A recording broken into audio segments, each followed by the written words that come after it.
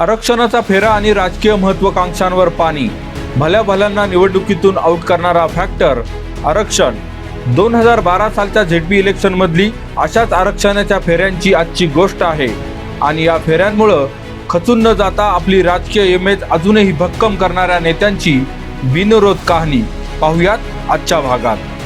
नमस्कार, आपण पाहतात खेड टाइम्स. गाजलेल्या 7 लढती या मालिकेच्या 5व्या भागात आपलं स्वागत. या आधीच्या भागात आपण माजी आमदार स्वर्गीय सुरेश गोरे यांच्या रेकॉर्ड ब्रेक विजयाची गोष्ट पाहिली. आज आपण 2012 सालच्या जिल्हा परिषद निवडणुकीतल्या वाकी बुद्रुक पाईट या गटातल्या बिनविरोध निवडीचा आढावा घेणार आहोत. चला तर मग.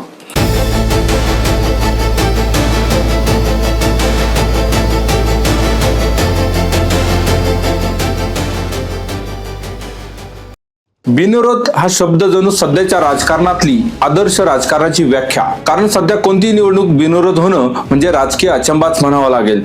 2012 साली अशीच एक बिनविरोध निवड झाली. न लढता गाजलेली ही लढत म्हणजे राजकीय डावपेचांचा एक सखोल अभ्यास आहे.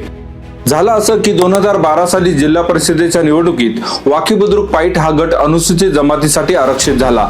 या गटातले विद्यमान जिल्हा परिषद सदस्य राष्ट्रवादी काँग्रेसचे गटनेते शरद बुटे पाटील हे या भागातून 2002 आणि 2007 असे 2 वेळा झेडपी सदस्य झाले होते. त्यामुळे साहजिकच या भागात त्यांचं वजन होतं. आरक्षण पडल्यामुळे बुटे पाटलांना निवडणूक लढवता येणार नव्हती, पण या भागात ते आपल्या मताचा उमेदवार नक्की देऊ शकत होते. या काळात राष्ट्रवादी काँग्रेस पक्षात एक प्रथा बळावत होती. शरद पवारांनी पुणे जिल्ह्याच्या राजकारणाची सूत्र अजित पवारांच्या हातात सोपवल्यानंतर त्यांनी पक्षातील कार्यकर्त्यांशी थेट संपर्क वाढवायला सुरुवात केली होती.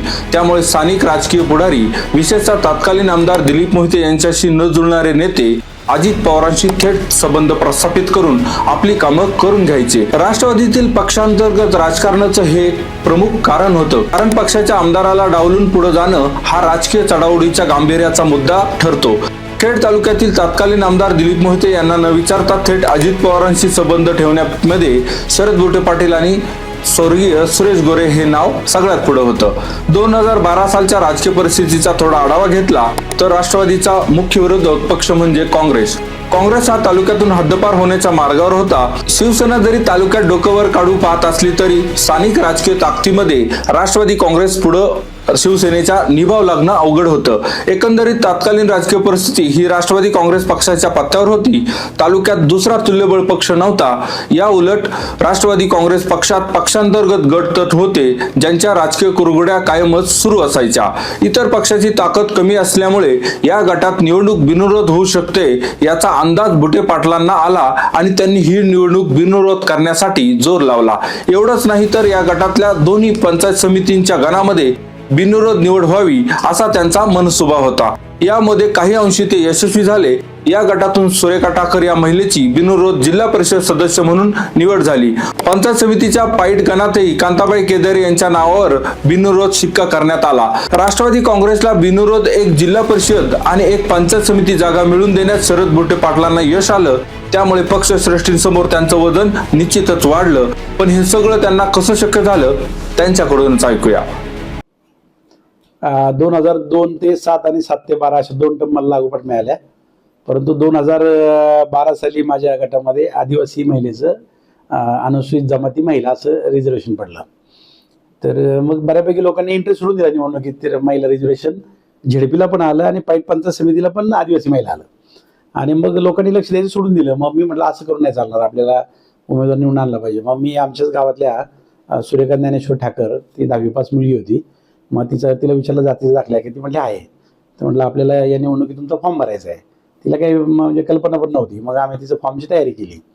मग त्याच वेळेला एक कांताबाई ठाकर म्हणून त्या पाईटच्या, त्यांनी एक अर्ज भरला. एक कविता अंकुश करळे म्हणून आदिवासी ठाकर समाजाच्या बांबोलीच्या होत्या, त्यांचा पण अर्ज मीच तयार केला होता. शिंदे गावातल्या एक महिला होत्या, त्या आमच्याच कार्यकर्त्यांनी तिचा एक फॉर्म भरला होता. आणि एक आशाताई साकोरे म्हणून सरपंच होत्या शिव्याच्या, त्यांचाही फॉर्म, असे सगळे फॉर्म आले होते. आणि बाकी त्यावेळेला राष्ट्रवादीमध्येच गट असायचे आणि त्यांच्यातच बऱ्याच वेळ व्हायचे. विरोधी पक्ष एवढे काही पॉवरफुल त्यावेळी नव्हते बाकीचे, त्यामुळे बाकीचे काही कोणी फार लक्ष दिलं नाही त्याच्यामध्ये फॉर्म भरायला. तर मग 3-4 फॉर्म आल्यानंतर मी प्रयत्न केला आणि कोरेगाव खुर्च कैलासराव गाव हे परंपरागत माझ्या विरोधात लढलेले, मग त्यांनी एक फॉर्म त्यांच्या गावातला भरला होता. तर मग ते त्यावेळी दिलीप शेठच्या बाजूनेच होते. तर मग आणि आमदार दिलीप शेठ मोहिते पाटलेच होते आमदार.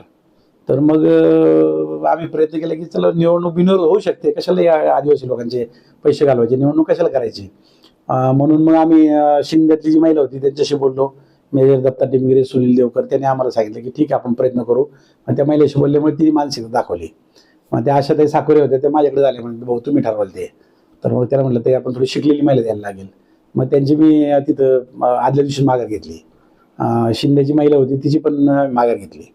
मग राहिला पंचायत समितीला माझा उमेदवार कविता कराळे आणि दिलीप शेटकडं कांताबाई ठाकर आणि कैलास गावांच्या गावातली एक कावडी नावाची महिला. मग ते तडजोडीवर आलं त्यावेळेस आमचं. तर मग दिलीप शेटचं आमची चर्चा झाली. आम्ही एकाच पक्षात होतो. आम्ही म्हटलं कशाला वाद घालायचा, आता आपले रिझर्वेशन आलंय. तर मग मी त्यांना विनंती केली की बाबा आपण करू बिनविरोध हे. मग कैलास गाव एकदम टोकाच्या भूमिकेत होते, काय ऐकायचे मनस्थित नव्हते. नाही मी फॉर्म भरणार, ठेवणारच म्हणून. मग ते दिलीप शेट्टी त्यांना सांगितलं की बाबा बिनविरोध असेल, आपल्याला 75 जागा मिळतीये, जेडपी जागा शरदला मिळतीये, बाकीची सगळी जबाबदारी शरदने घेतली फॉर्म मागायची, तर बाकी सगळ्यांचे फॉर्म माग घेणार आहे.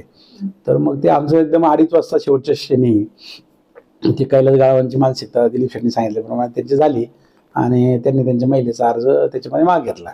मग आम्ही पंचायत समितीचे अर्ज माग घ्यायचं ठरवलं. पण झालं असं की सुरेखा ठाकरेची वरती फॉर्म सगळे निघाले, ती बिनविरोध झाली आणि आम्ही पार गेटवर बाहेर गुलाल खेळत आलो आणि मार्केट कमिटीत आलो. तिथं बसल्यानंतर 5 मिनिटं कमी असताना माझ्या लक्षात आलं की पंचायत समितीचा एक अर्ज कविता करायचा तसंच राहिलाय. आणि मग ते कांताबाई ठाकर ज्या होत्या, दिलीप शेट्टी सांगितलं ती महिला बिनविरोध नाही होणार. मग आपण जो शब्द दिला राजकारणात तो पाळला पाहिजे, म्हणजे आपला फायदा करून घ्यायचा आणि त्यांचं नुकसान असं होतं का म्हणे. मग मी पळ केलं त्या दिवशी, त्यावेळी घेऊन गेलो, तिचा पण अर्ज माग घेतला आणि त्यामुळे कांताबाई ठाकर तिकडं पंचायत समितीला बिनविरोध आल्या, सुरेखा ठाकर जिल्हा परिषदला आल्या. जिल्ह्यात पहिली केस झाली. त्याच्यात पहिली केस अशी झाली की एक आदिवासी महिला सुरेखा ठाकर जिल्हा परिषदला बिनविरोध निवडून आले. तर थोडंसं टोकाचे जरी वाद असले आणि थोडंसं एक पाऊल सगळ्यांनी आलं तर बिनविरोध अशा आदिवासीच्या जागा होऊ शकतात. नाही असं नाही, बिनविरोध होऊ शकतं. महाराष्ट्रात यापूर्वी 2-3 केस अशा झालेल्या आहेत बिनविरोध जेडपीच्या, पण आपल्या जिल्ह्यात झाल्या नव्हत्या. ती सुरेखा ठाकरेच्या रूपाने म्हणजे आमचं राजकीय कौशल्य, उमेदवारांशी ज्या इच्छुक उमेदवारांनी ठेवलेला संपर्क, त्यांच्याशी त्यांना केली विनंती आणि मान्य केली, त्यामध्ये जमलं आमचं त्यावेळेस. वाके बुद्रुक पाईट गट बिनविरोध झाल्यानंतर राष्ट्रवादीला जागा तर मिळाली, पण त्याचं क्रेडिट मात्र दिलीप मोहितेंना मिळालं नाही. या गटातल्या वाकी गणात मात्र बिनविरोध निवडीच्या प्रयत्नांना यश आलं नाही. या गणात निवडणूक झाली. राष्ट्रवादीच्या कल्पना गड यांच्या विरोधात सर्वपक्षीयांनी अपक्ष उमेदवार रोहिणी सुतार यांना साथ दिली. कल्पना गड यांना 4,895 तर रोहिणी सुतार यांना 5,373 मतं पडली. 478 मतांनी रोहिणी सुतार यांचा विजय झाला. असो, आजच्या भागात वेळ झाली इथं थांबण्याची. अशी बिनविरोध निवडणूक आता होऊ शकते का? तुम्हाला काय वाटतं? खेड तालुक्याच्या राजकारणात अजून कोणती अशी बिनविरोध निवडणूक झाली आहे का? आम्हाला कमेंट्सद्वारे नक्की कळवा. व्हिडिओ पाहिल्याबद्दल धन्यवाद.